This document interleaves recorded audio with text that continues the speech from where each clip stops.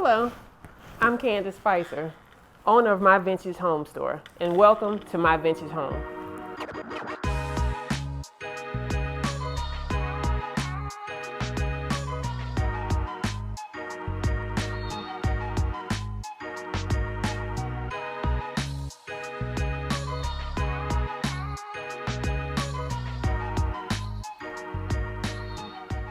So for those wondering what made me choose this home is it is a 1970 postmodern. For a number of years I drove past the house, really liked the canopy in the area, the history behind it, and this house kind of stood out because my friends always joked it looks like two Chinese takeout boxes. I had just gone through a divorce and couldn't afford to buy it, and I kind of convinced the owners that I could rent it until I could buy it. I love the oddity of it because it's a house that has all sunken rooms, and people born in the 70s can appreciate the sunken living room. All the windows. It was a design called Southern Exposure, which is based on a California design.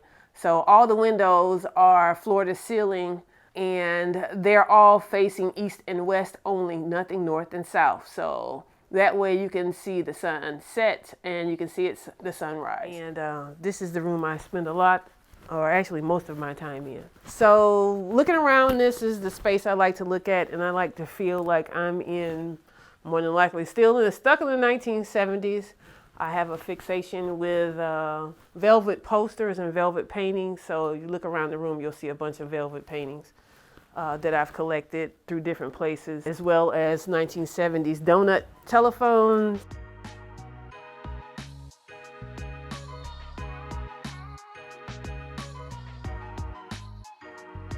Welcome to my dining room. I keep the dining room set. I decided probably during the pandemic that I would no longer eat off of cheap plates, glasses, so I eat off of china. This is my everyday wear, which is an old mid-century set, Montezuma from Japan. The table I got in the middle of I think it was a hurricane. And I talked to a lady about them, and she was like, if you don't come get them today, I'm gonna throw them out on the curb. I drove 45 miles in the middle of a hurricane, picked up this table and chairs, and didn't have a cover for it. So I ended up covering up half of it with my jacket and an old blanket and made it home.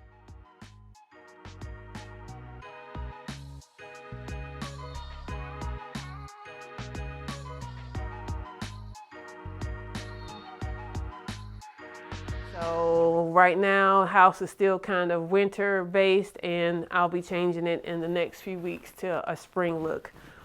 I honestly believe that you should enjoy your house per season. Okay, so how I classify my style is collected chaos. It is purposefully chaotic. Everything in here is kind of collected to look like a 1970s, I'm gonna be honest, when my friends call it a 1970s almost pimp and grandma palace. There's a lot of mirrors in here. I have oil rain lamp with Athena, crushed velvet chairs, crystal, favorite album, which is the Blackbird City Limits, which is a great jazz kind of composition. Also, another thing I had to have was a laser disc. And I remember when it came out, I always wanted one. It was two versions. This is the second version, which is more updated. So it came out in the 1990s, and I was always fascinated with it. It's like a giant CD, but the drawback of this is it actually has two CDs and four sides. So if you're watching a movie, you got to interrupt it and turn it over and then reinsert the laser disc.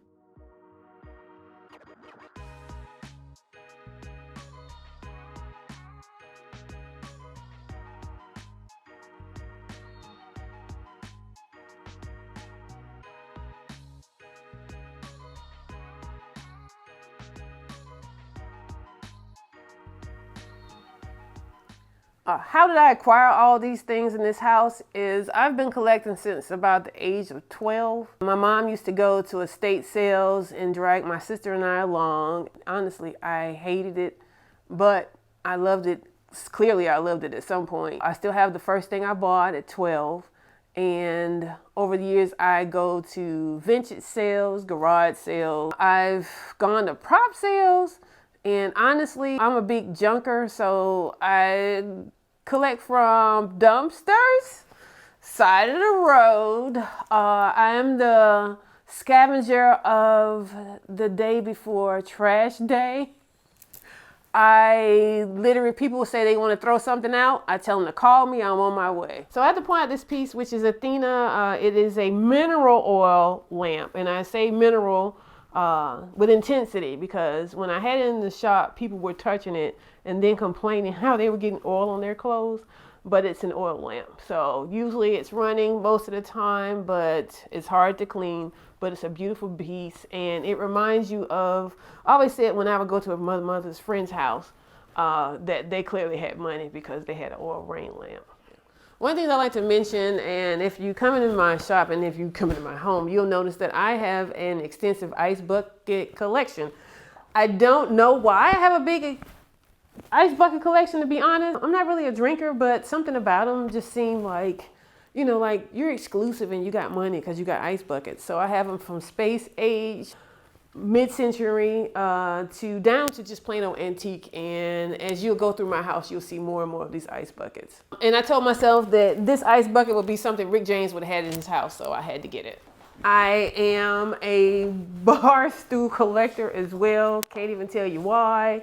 But I don't know if you're going to see them all, but I got quite a few bar stools around the house. These were 1970s. I got out of a neighborhood here called Spring Valley.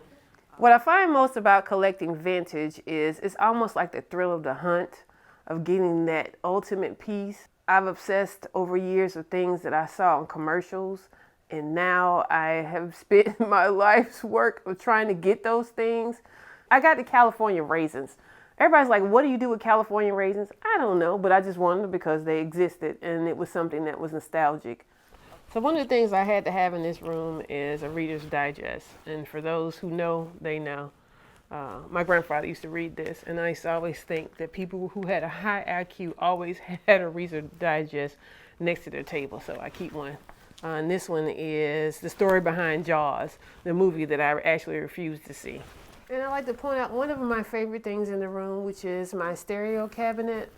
I got it from a couple who were honestly throwing their aunt's things out, and I happened to ask them in another photo if they wanted to get rid of the stereo cabinet.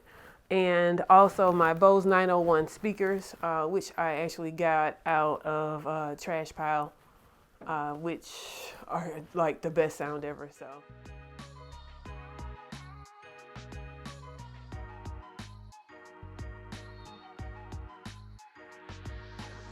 Another thing about collecting vintage is the thrill of the chase with how much it's worth. I bought things for $1 or found it on the side of the road and found out it may be worth $5,000, $6,000.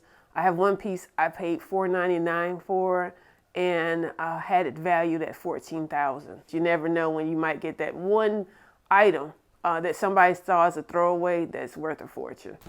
As any good vintage bar collector, you have to have your, call it the advertising souvenirs, which is this Remy Martin, which is the Centaur. And of course, I like to look at it. It looks good. He looked like he kind of handsome, but anyway. But this is the other piece to the console that was getting ready to get thrown out. So I've used this as my record collector, and you'll see more barware. And this kind of leads you to my favorite blacklight poster in the room, which is man riding two zebras, which probably was impossible, but it's a really cool picture. It's an original from 1968.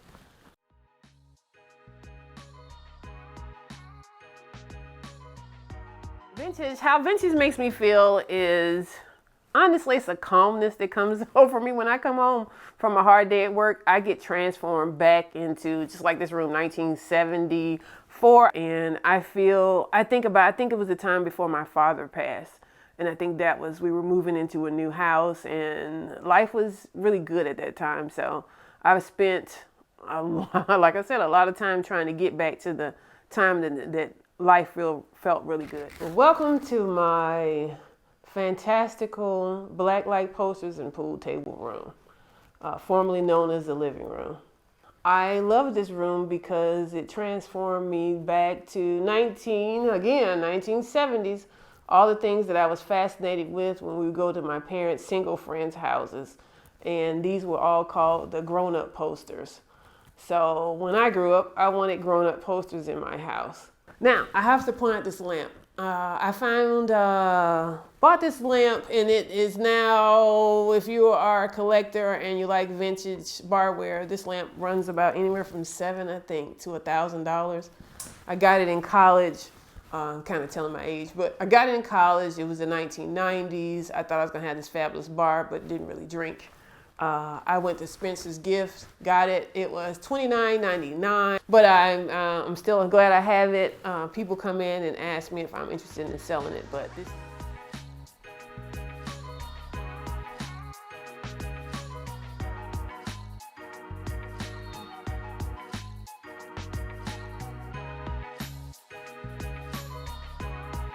The strategies I use for collecting vintage is one, assess if it's worth keeping, assessing its value, finding a place for it. My attitude is there's an audience for absolutely everything. Working in this field, I've learned that people collect the oddest of things, down to bottle caps, matchbooks. My strategy is I try it all. I sell it all. I sell anything from shower curtains down to trash cans.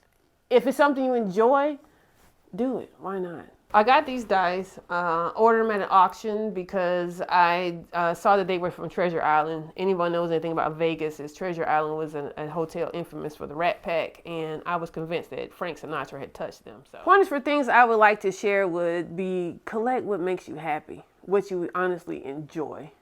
Don't let anyone tell you, it's like nobody else likes it. As long as you like it, that's enough. Surround your things with things that make you happy. This painting I got at an auction, and it is of Josiah Wells, which is one of the first black senators in the United States as well. He was a Florida senator and considered one of the founding faculty for Florida A&M University, where I attended. So it was significant when I saw it, and I had to have it. Actually, this is the original portrait, and this is the painting that came from that portrait. The King family. The King family, I actually worked at the National Historic Site here in Atlanta, Georgia. And this is one of those things that was kind of popular. You could find it, oddly enough, at the grocery store. And it's the entire King family. Dr. King, his wife, and their children. So I thought it was a very nice piece. It's more of a kind of a diorama. So I thought it was really cool. And I wanted it in my house. One, signifying where I currently live in Georgia, as well as the significance of Dr. King and his legacy.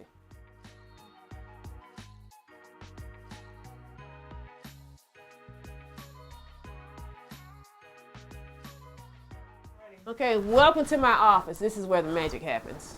My vintage home, my store was born out of this office. I literally started collecting, adding things to my shelves, and after so long, it got to be too chaotic and too much and no more shelf room. My first business was My House, Your Props. It's a play on words, literally. It's my house and everything in here was a prop. And in the room also includes a group of vases. And it's just all kind of clutter, but I like it. I was wondering when doing this video if I needed to move everything and make it so perfect, but I reminded myself that none of us live in perfect houses or perfect lives. It would be great to showcase this and say, hey, it looks clutter-free, but no, that's not how I live. I live in the things that I enjoy, and I live peacefully with those things that I enjoy. So this is the instrument that my mom, I worried her to death. Really, I wanted an accordion, but she was like, you're not ready for an accordion. So this is what I got one Christmas.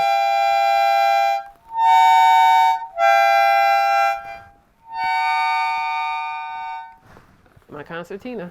And one of my favorites, I gotta point it out, is my money tree. I love my money tree. I think about, I had to get a, I don't know if I can pick it up, but I can't. It's actually a slicer like people use at Thanksgiving. Never been used, but it was just cool to have. It seems like, again, if you had it, you had a slicer to cut your ham or your turkey. All of my stuff from school, where I attended school, Family Feud games, goodness, a CB radio, which I thought was really cool, and My ultimate favorite in this room, I never pull it out, but I'm gonna pull it out today, which is my realistic walkie-talkies with the antenna of life. I think I can probably reach Mars with these things, but I think they're cool. So certain things I will sell, certain things I won't. I think my fixation with all this stuff was, I'm gonna be honest, when I was a kid, my grandparents lived in a mid-century house.